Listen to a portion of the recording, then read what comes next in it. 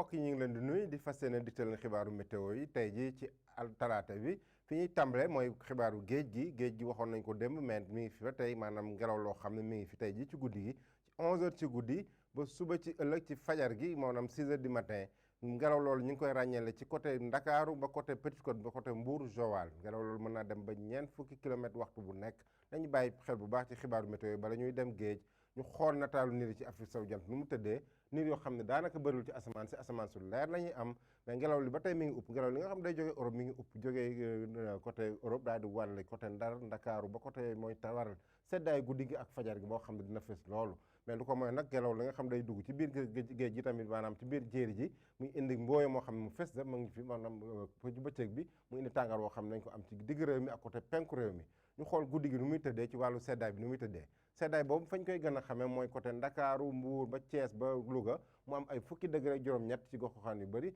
mais fukki degré juróom-ñaar ñu am ko fële ci Ndar mooy gën a sedd guddi gi fukki degré juróom-benn sax nañ ko am Thiès foofu dañ mooy gën a sedd bu ñu demee ba ci biir nag ñaar fukki degré lu tegal la ñu am maanaam guddi gi du sedd bu baax na am ay ñaar fukki degré benn ñaar fukki degré ñaar ci digg réew mi côté Casamance tam ñaar fukki degré ñaar ba ñaar fukki degré ñett nañ ko am gox-goxaan yu bëri ñaar fukki degré ñeent ñu am fële ci Kédougou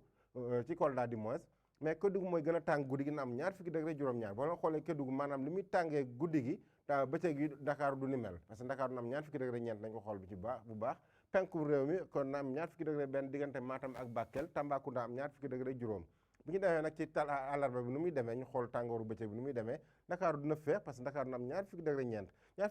yooyu sax mooy gën a yées tàngaay bi nga xam ne dañ koy am Kédougou guddi gi mu ñaar fukki degré juróom-ñett ci digg réew mi nañ am fanweer degré ak juróom-ñeent goxaar yu bëri diggante Mbour ak Fatick fanweer degré ñaar ñu am ko Thiès bu ñu demee ba ci Ndar fanweer degré ñeent ñu am ko fële ci Louga bu ñu wàccee suuf tàngaay bi na commencé feeñ bu baax ci côté Ziguinchor Sédhiou ak Kolda ñu am ñeent fukki degré ñu am ko fële ca Kaolack ñeent fukki degré benn ñu am ko fële ca Kaffrine foofu mooy gën a tàng ci bëccëg gi ñeent fukki degré ñu am ko Tambacounda ñeent fukki degré benn ñu am ko fële ca Kédougou ñeent fukki degré ak fanweer degré juróom-ñaar Bakel fanweer degré juróom-ñeent ñu am ko fële ca Matam donc mbokk yi asamaan si dina leer bu baax bëccëg gi mais tàngaay bi ngi gën a fesee bët saalum réew mi ak penku réew mi ay ñeent fukki degré lu tegal la ñu am fajar gi nag ak guddi gi foofu seddaay bi dina am ci côté Ndakaaru Ndar ba côté